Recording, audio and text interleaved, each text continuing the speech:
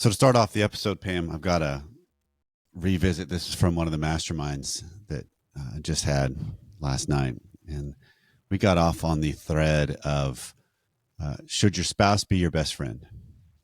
Okay. So it's revisiting from way back. An article, I actually wrote this article in 2011, and I know we've maybe touched on it at times throughout the shows, but it's worth the revisit because I think there's this element of, they're my best friend.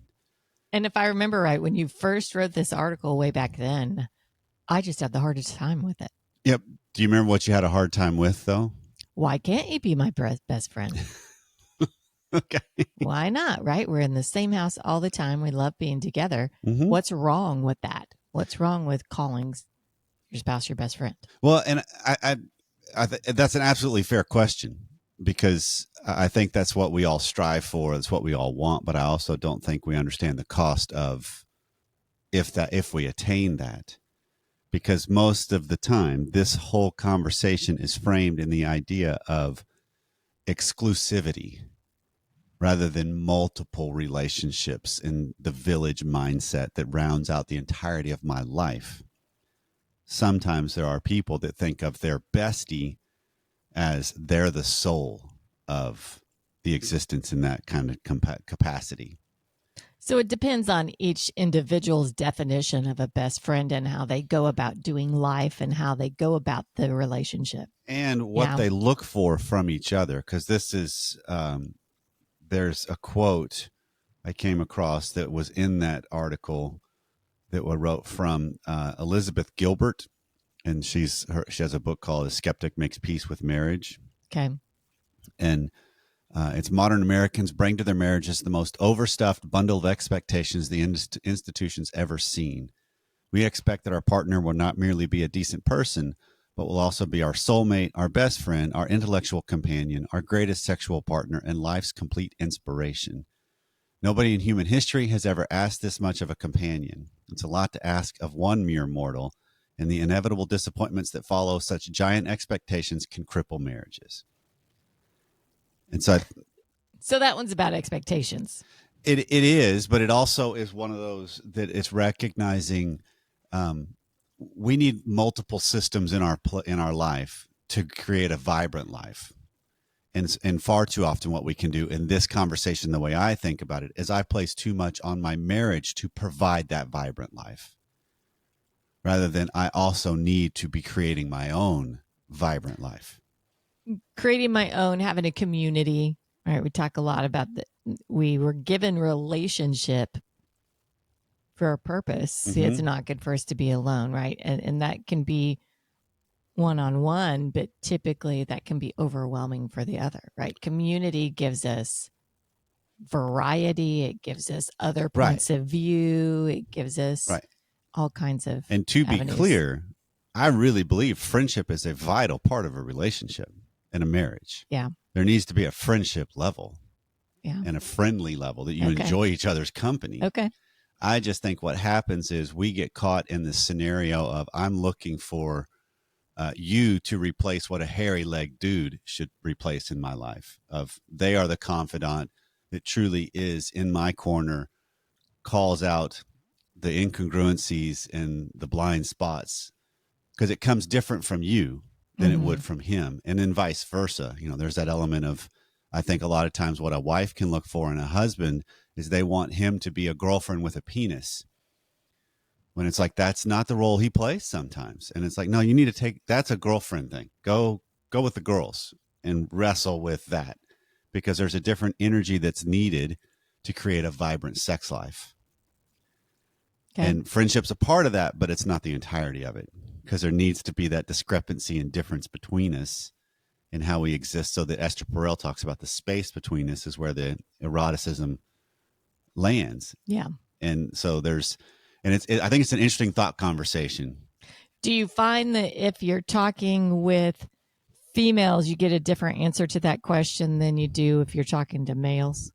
Yes, a little bit. Mainly for our conversations. Mm-hmm. When we talked about this in the mastermind group, a couple of the guys were like, oh, that makes complete sense. Okay. I've seen where I've kind of hovered too much or looked for friendship level things and hoping that that would turn into something. And when I would actually turn away from and create my own orbit of life, she would start seeking me out differently. There was a distance between us that she would try to bridge rather than me kind of hanging around like friends would. Trying to always create a bridge. Yeah. Right. And also one of the biggest issues, this is something we just wrote. I just posted on the website at passionatelymarried.net, and it's also on the platform of how to break free from monotony, or has your marriage lost passion? Mm-hmm. And some of that is because the inordinate amount of meaningless time we spend together in marriage, which is sometimes what friends do. You just hang with each other. And that's a great, comfortable thing. I was going to say comfortable. But there's a cost to it sometimes because you lose some of that tension. It's the sexual nature of us as people. And so I can see that. Some of this is just to help frame where we're heading today in the show. Okay. Because what I want to do with our conversation, the whole overarching idea is, what if I married the wrong person? Because some of the component is, we're just not friends, or we're only friends. We're not lovers, or, there's a different way to frame all of this. And as we get into that conversation, which is the extended content, quick tease for everybody out there. So passionatelymarried.net/academy. That's how you can join us with longer content and no ads. But how we're going to frame this also is, why do people get married? If we've got friendships going on, why do we get married? What do people look for? Well, that's interesting at this point. I mean, it's probably totally off the beaten path of what you're going for, but so many people aren't getting married these days. Research and statistics are showing there is a shift in this, that people are waiting a lot longer to get married if they do get married. Cohabitation is up higher than it's been in history. But marriage is still a vital and important institution. Well, you and I both agree with that. Well, and people in general still agree with it too. Yeah. But it's recognizing there's a concept that's at play that's important to the society, but it's also what's going on with people on why we seek it, why we don't, what are we looking for in it, what do we not find, which then begs the question a lot of times of, what if it's the wrong person? So all that's coming up on today's show. So here's, to help frame this, this is an email that came in, Pam, that just says, "Hey, Corey and Pam, I found your podcast about a year ago. Thank you guys. Do a great job helping frame relationship dynamics. And this is now my favorite podcast." Well, thank you for that. I've been married to my wife for just over 18 years now. And for most of that time, due largely to the struggles and the ups and downs that we experience, I've wondered if I maybe married the wrong person. Is this possible? Are there people out there that we are more compatible with than others? So thanks for shedding any light on this that you can. Signed, A Little Lost. So I don't want to answer the first question with that of, did I marry the wrong person yet? I think that'll be an interesting thought exercise and conversation with you.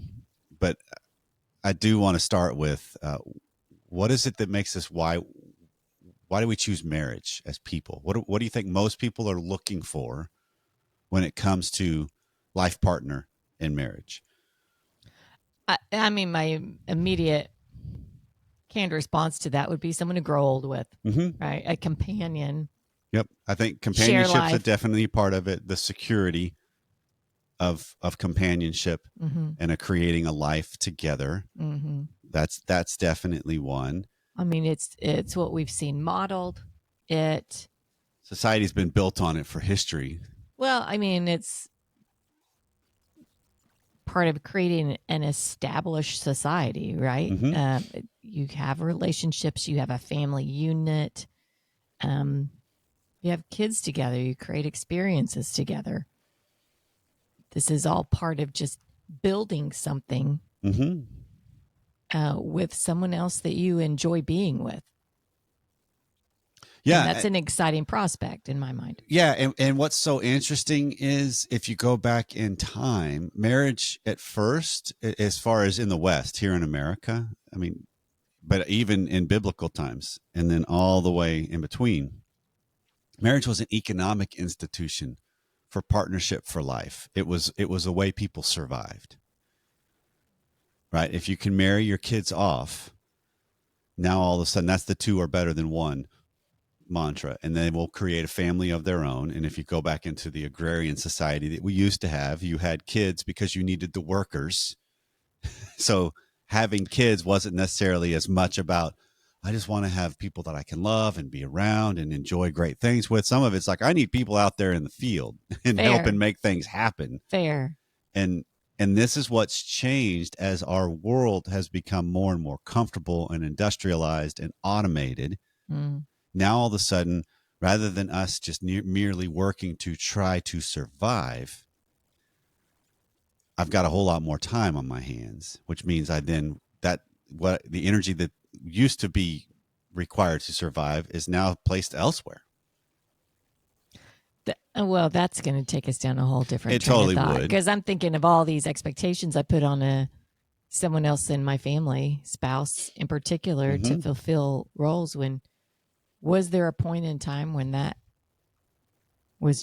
there just wasn't as much time for those kind of expectations to be set? It was just about survival. Right. The expectations could have still been there, but it was more around the context of where we existed and what was required. Yeah.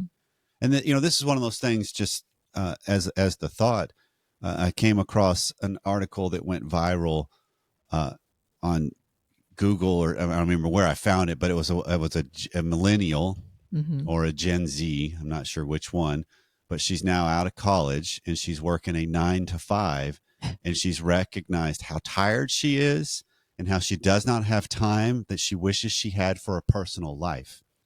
And we're reading that, and I'm telling you about it. I'm like, yeah, welcome to adulting. Right. And most of our audience is going to be like, yeah, welcome to life. It's a job. You commute back and forth. Yeah. And to top it off, she has to commute for like an hour each way. And it's like, yeah, that's the way the world lives and exists. And it doesn't conform to what it is you like or want. I mean, that's most of the time the world doesn't care. Yeah. I mean, you can create something different, but a lot of times you've got to put in the grunt work to get where you need to go. Right. Right. And it's a wake up call for a lot of folks these days. Yeah. That you do have to put in some grunt work. Yeah. And that's part of, I think, what surprises people when it comes to marriage and to committed relationships, and then particularly marriage, of, wait, it's not as easy as ideally I thought it would be. It's not as romantic as I thought it would be. I just make up these statistics to make sense of it. But I tell guys in the masterminds and the couples that get caught in this idealized, where did the romance go? What's the struggle with this? And this isn't working the way I wish it was. And being able to see it as 90% of our day is spent in the drudgery of just living and existing and surviving, paying bills, finding food, making food, taking care of kids, get schedules, taking care of the day to day, a household that is created together. And then the 10% are those things we love that make us alive, that has passion involved or enjoyment or downtime or whatever it is that adds that extra cherry on top, icing on the cake to marriage. So the 90 or to life. So the 90% is actually existing to help us do the 10%. Okay. And sometimes if we can frame it as, yeah, but I want it to be 50-50, where 50% of my time is spent surviving, and then I get 50%, and there are people that actually create lives that do that. Well, so much of that goes back to the perspective that 90% of my life, I can be an Eeyore and complain about that 90% of my life, or I can choose to enjoy that part of my life. Right. Right. Okay. I can be thankful that, well, I'm paying bills, but thank goodness I can at least have money in the bank to pay these bills. Right. And so much of that is a perspective. And why does that 90% have to be framed by the word drudgery? Well, and because a lot of it, I think, is we also get caught up in the way society has, because all of these are factors that impact marriage. And this is what I'm starting to see with some of the younger couples I work with. And so is it more so with the younger couples? This or is where it's much really more to the across surface, board? but I think it's across the board. Because I think you and I can fight this Sure. as well. I know I can. I know early on when I started the blogging world and the podcasting world, and there was this tension between us because you're like, how long are you going to put your time into this that's free? You're giving away all this stuff. Yeah, it was. You need to knock it off and get it, start making some serious money. You know, that's not Yeah. what you're saying, but that's kind of what you were saying. Oh, that's flat out what I was saying. Yeah. But it's like, I think this will pay off. It's worth investing and seeing. Mhm. And that's a lot of time putting into it. But what I've recognized is there's been this thread in society of follow your passion. Everybody gets a trophy, you know, all of that kind of framework that kids were raised up in. We weren't necessarily raised in that, Mm-mm. but shortly after us, that's when it started shifting because it might break people's spirit. Inside joke between Pam and I on something, but it's that element of seeing that dilemma then gets projected onto a relationship of this should have been easier. This shouldn't be as hard as it is. Why do I have to work so hard with something that used to be so easy? Because every relationship started easy. Because if a relationship started easy, it's not lasting. Well, don't you think that comes with wisdom, right? With time and wisdom and realizing throughout life that the good things come with something you have to work for. Yeah. Well, the things that we value the most are the things we have to work for. Yeah. And I don't realize that until I had to work for something. Yeah. I mean, I think that there are the blessed few that realize that before they have to go through the struggles. But most of us have to go through it to realize the sweetness of the struggle. Yeah. And I think some of this to help understand why we choose marriage, to go back to that, also helps make us, we need to understand and ask ourselves our bigger questions of how do I orient towards living? What does life mean to me? Mm-hmm. Right. And this is a quote from Esther Perel that says, marriage was an economic institution in which you were given a partnership for life in terms of children and social status and succession and companionship, which that's some of the things we touched on. Yeah. But now we want a partner to still give us all these things. But in addition, I want you to be my best friend, my trusted confidant, my passionate lover to boot. And we live twice as long. This is a factor. Ah, that's fair. in this thing. That's fair. So we come to one person and we basically are asking them to give us what was once an entire village used to provide. Give me belonging, identity, continuity, transcendence, and mystery, and all in one. Give me comfort, give me edge, give me novelty, give me familiarity, give me predictability, and give me surprise. I mean, that's what we kind of think because we've lived in a more sensationalized world based on what we are indoctrinated and are bombarded with. Yeah. And then how does that translate into what life really is on life terms? Mm-hmm. And there's a big gap sometimes because then you start recognizing, man, I have really put a lot of idealization on my relationship and what family life means and what raising kids mean. And this is where on the parenting topic, because part of why we get married is to have a family and to keep the family going and to have generations. Mm-hmm. That is a component, and to have companionship that comes along with kids. Yeah. At the various stages and relationships that you get to create as they evolve and then they have their own family and on it goes. But when you talk about this context of how we even idealize parenting, one of my professors, my advisor, actually said, if you want to ask yourself if you're a successful parent, you know, because we want so much for our children a lot of times, just like we want so much for our spouse, maybe. Yeah. You ask yourself one question. When they're grown and out of your house, that one question is, are they taxpayers? Because if they are, you did a good job. Right. Are they out working? Are they self-sufficient? As a believer, I would also add to that, are they Christian? Well, right? Are they loving the Lord? Agreed. But that context yes. right there and that value, because we want our kids to live our values. but that is caught more than taught. And so the biggest issue there is, am I living what I'm hoping they will choose rather than pounding it into them? Yeah. Because there's a difference. And this also then spins towards relationship, towards marriage of, I want certain things from my spouse, but am I living it to encourage it, or am I demanding it?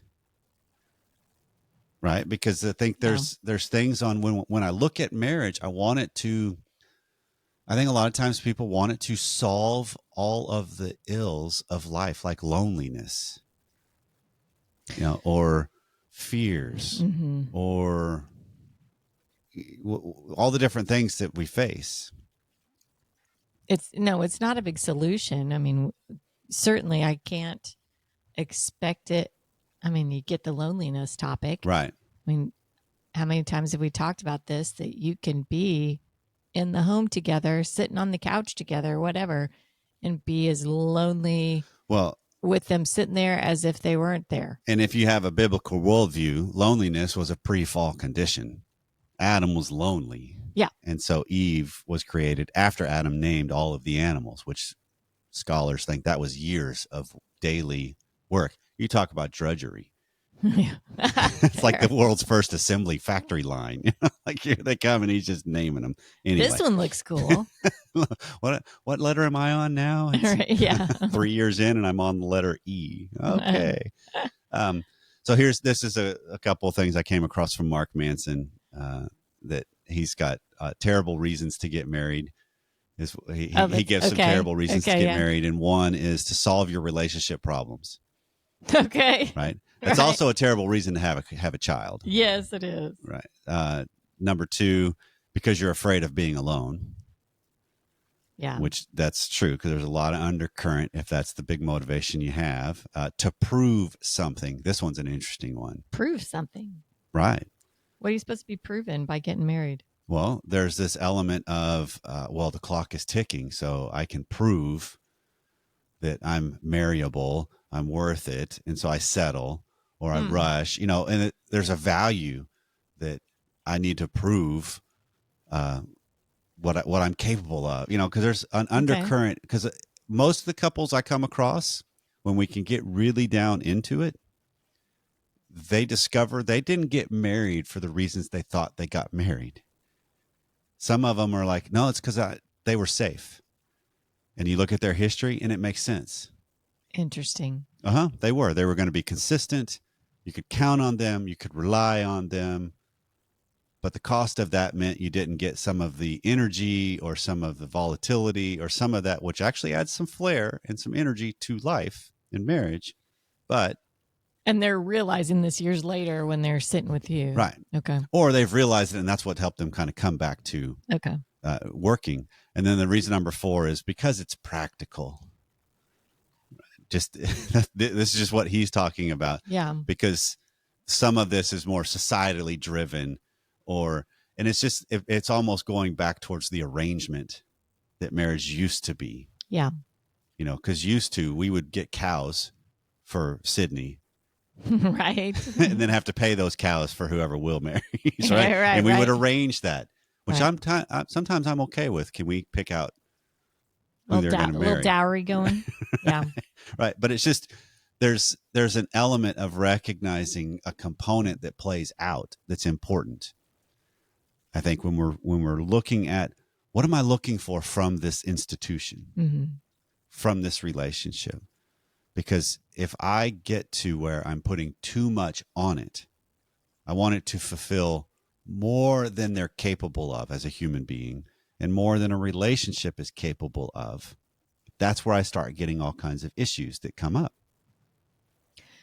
I'm just picturing a bride walking down the aisle and she and the groom look at each other, and in their minds they're thinking, there's no way this person can fulfill all the needs that I am placing on them, or on the wants I'm placing on them. Right. And the self-talk that could be going on if you had a clue at that point of what, assuming this is a young, right, early on. And Well, just here's You can have experience, but I might have mentioned this before, but my parents told a story of they went to a wedding of some kids that used to be in the youth ministry or the youth group when my dad was the youth minister there. And so they each got married to different people. Yeah. Those marriages just did not last. Years later, my parents were older at the time. These two meet, start dating, and decide to get married. And so the music she came down the aisle to was Danger Zone from the beginning of Top Gun, the very yeah. first one. Yeah. And when it came on, all of the older married people in the audience were like, yeah, that makes complete sense. I went to the danger zone. That's exactly what I'm flying straight into the danger zone here. Because it's a different way to look at, do I know what I'm signing up for? Because you just don't. And to the guy that emailed, we'll pivot to answer his question. He said they're just over 18 years, which that's when marriage really starts getting different. Because intimacy takes a long time to really rear its head to the depths that it is. Yeah. Because you're exposed more on who you are as well as who they are. Mm-hmm. And then you start figuring out, why do these not align like I thought they would, or I think they should? Okay. So it's interesting to think of all of this sets the stage on why did I get married? Because I think that then helps me answer the question, is there the right person? Or did I marry the wrong person? So if you're not a member of the Academy or the extended content, you're going to want to go to passionatelymarried.net/academy to hear more of that conversation.